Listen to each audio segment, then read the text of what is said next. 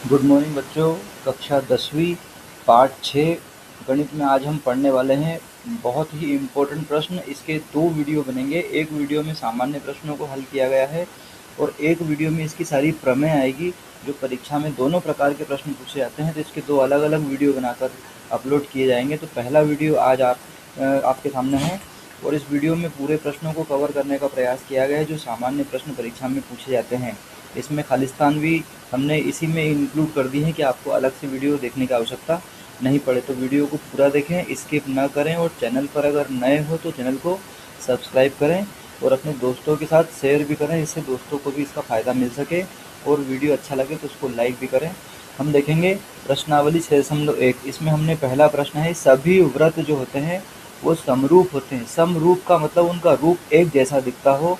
तो व्रत सारे गोल होते हैं इसलिए हम इनको समरूप कहते हैं। तो सभी व्रत जो है वो समरूप होते हैं। खालिस्तान है, इसको खालिस्तान में करना है। सभी वर्ग जो होते हैं वो भी समरूप होते हैं। वर्ग की चारों भुजाएं बराबर होती है तो ये भी समरूप की श्रेणी में आते हैं। और सभी समबाहु त्रिभुज भी समरूप होते हैं। समबाहु त्रिभुज में तीनों भुजाएं बराबर होती है तो इसको भी हम समरूप कहते हैं। तो ये 3 खालिस्तान दिए हुए हैं और 3 में से एक खालिस्तान परीक्षा में लगभग हर वर्ष पूछा ही जाता है। तो आपको इनको तीनों को याद रखना है क्योंकि परीक्षा के लिए बहुत इम्पोर्टेंट है। उसके बाद प्रश्न दिया हुआ है, एक चतुर्भुज बना हुआ है जो थोड़ा सा तिरछा बना है, समांतर चतुर्भुज जैसा है।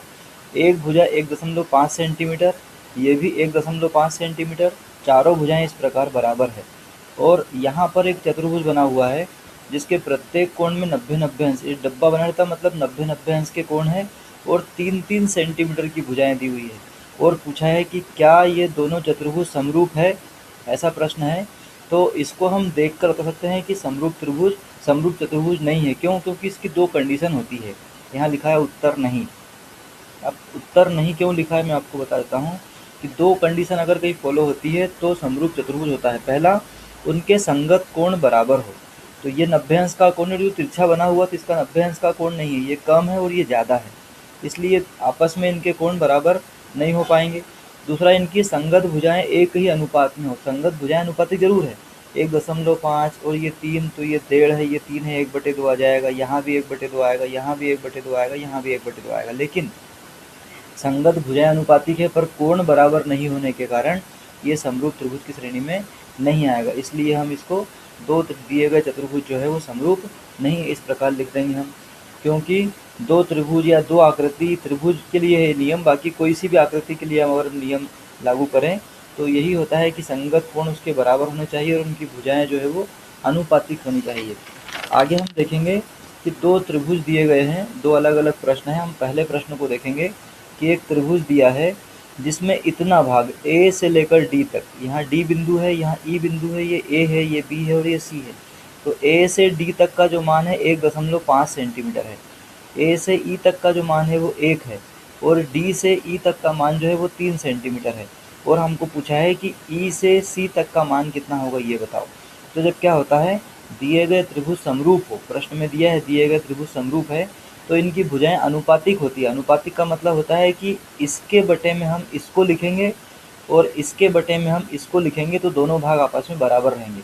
मतलब AD बटे DB ये बराबर आएगा AE बटे EC के, AE बटे EC के। तो AD का हम मान रखेंगे 1.5, DB का मान रखेंगे 3 बराबर AE का मान रखेंगे 1 और EC का हमको मान पता करना है। अब क्या करेंगे हम, ये 1.5 एकम 1.5 हो जाएगा और 1.5 दूनी 3 हो जाएगा। तो ये आ गया हमारा 1/2। ये वैसा का वैसे ही EC का गुणा ऊपर कर देंगे 1 में तो EC आएगा और 2 एकम हो जाएगा 2। इस प्रकार हमारा उत्तर आ जाएगा 2 सेंटीमीटर।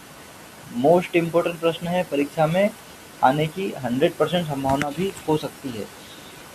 उसके बाद हम अगला प्रश्न देखेंगे, AD और DB इस प्रकार के प्रश्न परीक्षा में पूछे जाते हैं कई बार। तो आप इसको 100% ही मानकर चलें कि प्रश्न परीक्षा में 2 में से एक आ भी सकता है। अब हम देखेंगे AD बटे DB और AE बटे EC। तो AD बटे DB, AD का मान हमको पता करना है तो AD वैसे ही रहेगा, DB का मान 7.2 है बराबर AE का मान 1.8 है और EC का मान 5.4 है। तो दशमलव कट जाएगा, एक एक अंक के बाद में लगा हुआ है, यहाँ भी 8 के बाद, यहाँ भी 4 के बाद है। 18 के पहाड़े से काटेंगे, 18 एकम 18, 18 तिया 54, 1/3 आएगा। 7.2 का 1 में गुणा करेंगे 7.2 आएगा, बटे का 3 वैसा का वैसे ही, यहाँ AD अकेला रह जाएगा। अब 3 का भाग देंगे हम 7.2 में, तो 7.2 में हमने 3 का भाग दिया, 3 दूनी हो गया 6, यहाँ बचा 1, दशमलव आ गया, दशमलव लगा देंगे, उतारी आएगी 2 की, 3 चौक 12, तो यहाँ आ गया हमारा 12, और उत्तर हमारा हो गया 2.4 सेंटीमीटर। ये 2 महत्वपूर्ण प्रश्न हैं, इनको जरूर हल करें, परीक्षा में आ सकते हैं। उसके बाद अगला प्रश्न जो दिया है वो भुजाओं के बारे में है। उसको हम देखेंगे कि त्रिभुज PQR की भुजाओं PQ और PR पर क्रमशः बिंदु E और F स्थित है, E और F स्थित है, बताइए कि EF समांतर QR है। तो हम देखेंगे कि PE का मान प्रश्न में दिया है 3.9 सेंटीमीटर, कोई चित्र दिया हुआ नहीं है, केवल ऐसा ही प्रश्न है। PE बराबर 3.9 सेंटीमीटर, EQ बराबर 3 सेंटीमीटर, PF बराबर 3.6 सेंटीमीटर और FR बराबर 2.4 सेंटीमीटर।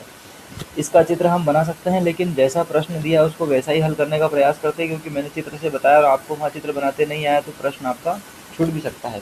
तो हम क्या करेंगे, PE के बटे में EQ को लिखेंगे, PE बटे EQ बराबर PF के बटे में लिखेंगे FR को।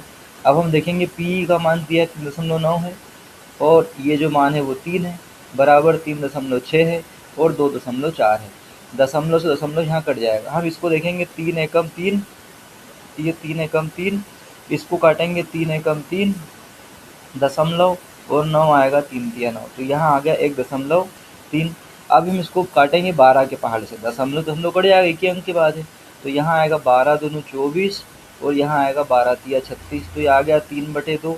अब हम देखेंगे कि 3 में 2 का भाग देकर देखते हैं, तो आएगा 2 एकम 2, यहाँ बचेगा 1, लगाएंगे दशमलव, यहाँ बढ़ जाएगा 0, तो हो जाएगा 2 पंजे 10।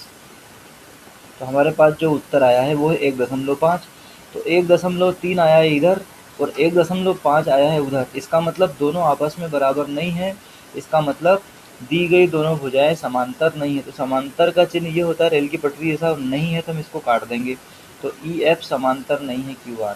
इस प्रकार से 2 प्रकार के प्रश्न आपसे परीक्षा में पूछे जा सकते हैं और आपको इन प्रश्नों को हल करना चाहिए, क्योंकि यही प्रश्न परीक्षा में अक्सर पूछे जाते हैं। Thank you.